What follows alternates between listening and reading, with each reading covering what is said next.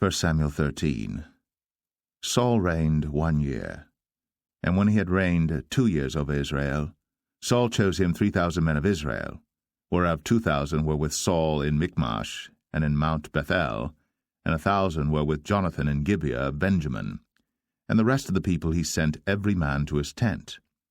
And Jonathan smote the garrison of the Philistines that was in Geba, and the Philistines heard of it. And Saul blew the trumpet throughout all the land, saying, Let the Hebrews hear.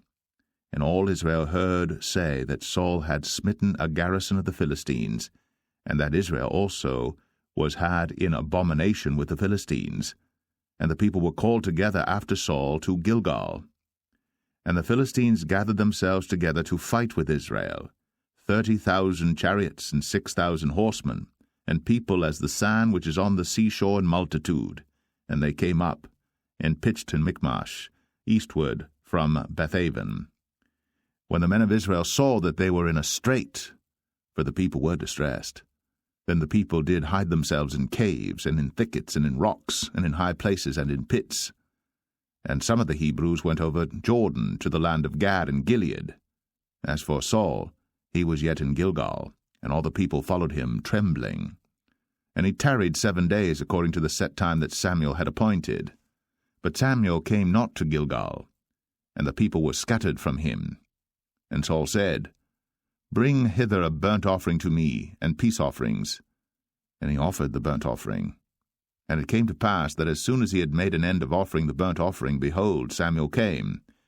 And Saul went out to meet him, that he might salute him.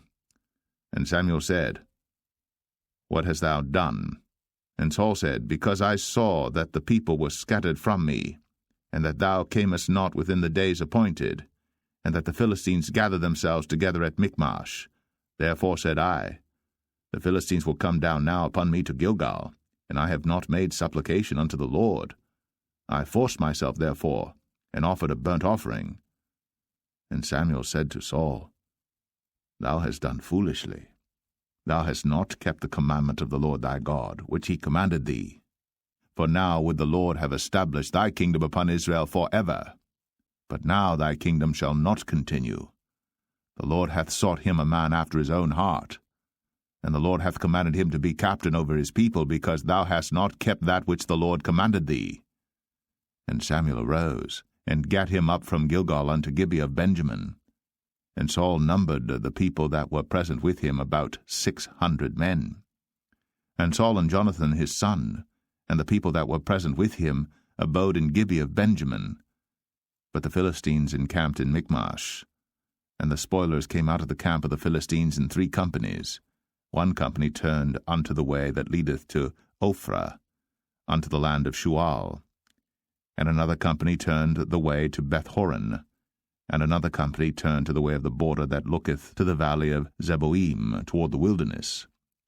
Now there was no smith found throughout all the land of Israel. For the Philistines said, Lest the Hebrews make them swords or spears. But all the Israelites went down to the Philistines to sharpen every man his share, and his coulter, and his axe, and his mattock.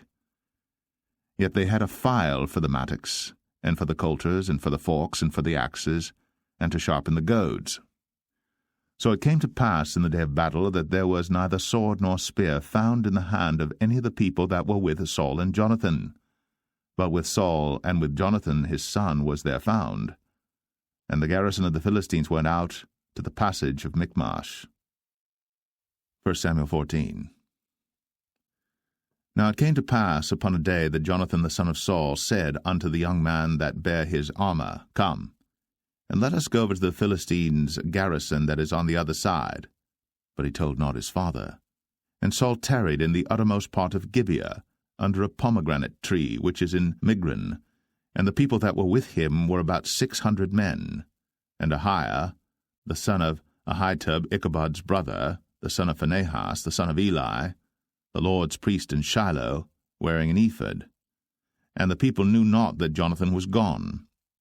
And between the passages, by which Jonathan sought to go over unto the Philistines' garrison, there was a sharp rock on the one side, and a sharp rock on the other side.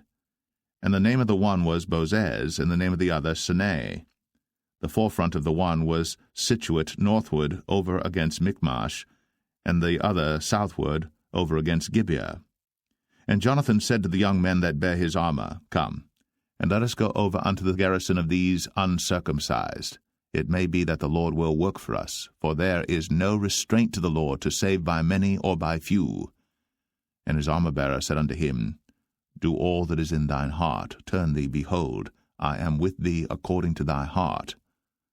Then said Jonathan, Behold, we will pass over unto these men, and we will discover ourselves unto them.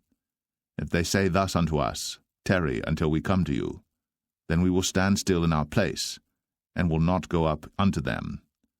But if they say thus, Come up unto us, then we will go up.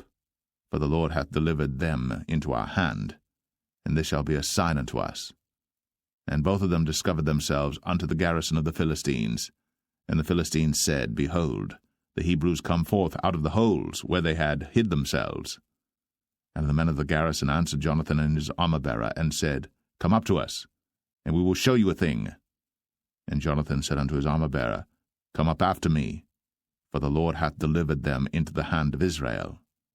And Jonathan climbed up upon his hands and upon his feet, and his armor-bearer after him, and they fell before Jonathan, and his armor-bearer slew after him.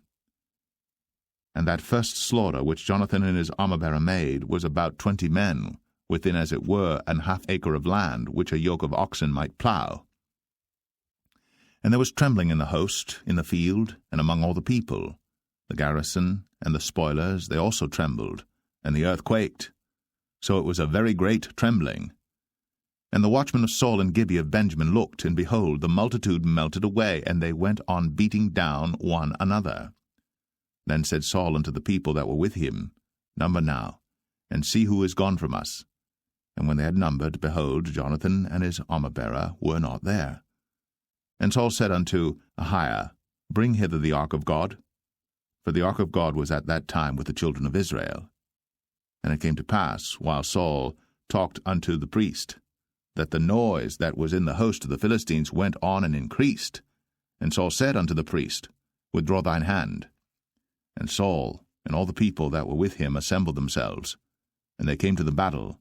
And behold, every man's sword was against his fellow, and there was a very great discomfiture. Moreover, the Hebrews that were with the Philistines before that time, which went up with them into the camp from the country round about, even they also turned to be with the Israelites that were with Saul and Jonathan. Likewise all the men of Israel, which had hid themselves in Mount Ephraim, when they heard that the Philistines fled, even they also followed hard after them in the battle. So the Lord saved Israel that day. And the battle passed over unto Bethaven. And the men of Israel were distressed that day. For Saul had adjured the people, saying, Cursed be the man that eateth any food until evening, that I may be avenged on mine enemies. So none of the people tasted any food. And all they of the land came to a wood, and there was honey upon the ground. And when the people were come into the wood, behold, the honey dropped. But no man put his hand to his mouth, for the people feared the oath. But Jonathan heard not, when his father charged the people with the oath, wherefore he put forth the end of the rod that was in his hand, and dipped it in an honeycomb, and put his hand to his mouth, and his eyes were enlightened. Then answered one of the people, and said, Thy father straitly charged the people with an oath, saying, Cursed be the man that eateth any food this day. And the people were faint. Then said Jonathan, My father hath troubled the land. See, I pray you, how mine eyes have been enlightened, because I tasted a little of this honey. How much more, if haply the people had eaten freely today of the spoil of their enemies which they found? For had there not been now a much greater slaughter among the Philistines? And they smote the Philistines that day, from Michmash to Ajalon. And the people were very faint. And the people flew upon the spoil, and took sheep and oxen and calves, and slew them on the ground. And the people did eat them with the blood. Then they told Saul, saying, Behold, the people sin against the Lord, in that they eat with the blood. And he said, Ye have transgressed. Roll a great stone unto me this day. And Saul said, Disperse yourselves among the people, and say unto them, Bring me hither every man his ox, and every man his sheep, and slay them here, and eat. and sin not against the Lord in eating with the blood. And all the people brought every man his ox with him that night, and slew them there. And Saul built an altar unto the Lord. The same was the first altar that he built unto the Lord. And Saul said, Let us go down after the Philistines by night, and spoil them until the morning light, and let us not leave a man of them. And they said, Do whatsoever seemeth good unto thee. Then said the priest, Let us draw near hither unto God. And Saul asked counsel of God, Shall I go down after the Philistines? Wilt thou deliver them into the hand of Israel? But he answered him not that day. And Saul said, Draw ye near hither, all the chief of the people, and know and see wherein this sin hath been this day. For as the Lord liveth, which saveth Israel, though it be in Jonathan my son, he shall surely die. But there was not a man among all the people that answered him. Then said he unto all Israel, Be ye on one side, and I and Jonathan my son will be on the other side. And the people said unto Saul, Do what seemeth good unto thee. Therefore Saul said unto the Lord God of Israel, Give a perfect lot. And Saul and Jonathan were taken, but the people escaped. And Saul said, Cast lots between me and Jonathan my son. And Jonathan was taken. Then Saul said to Jonathan, Tell me what thou hast done. And Jonathan told him and said, I did but taste a little honey with the end of the rod that was in mine hand, and lo, I must die. And Saul answered, God do so and more also, for thou shalt surely die, Jonathan. And the people said unto Saul, Shall Jonathan die, who hath wrought this great salvation in Israel? God forbid, as the Lord liveth. There shall not one hair of his head fall to the ground, for he hath wrought with God this day. So the people rescued Jonathan, that he died not. Then Saul went up from following the Philistines, and the Philistines went to their own place. So Saul took the kingdom over Israel, and fought against all his enemies on every side, against Moab, and against the children of Ammon, and against Edom, and against the kings of Zobah, and against the Philistines. And whithersoever he turned himself, he vexed them. And he gathered an host, and smote the Amalekites, and delivered Israel out of the hands of them that spoiled them. Now the sons of Saul were Jonathan and Ishui, and Melch-Ishui. And the names of his two daughters were these, the name of the firstborn Merab, and the name of the younger Michal. And the name of Saul's wife was Ahinoam, the daughter of Ahimaaz. And the name of the captain of his host was Abner, the son of Ner, Saul's uncle. And Kish was the father of Saul, and Ner, the father of Abner, was the son of Abiel. And there was sore war against the Philistines all the days of Saul. And when Saul saw any strong man or any valiant man, he took him unto him.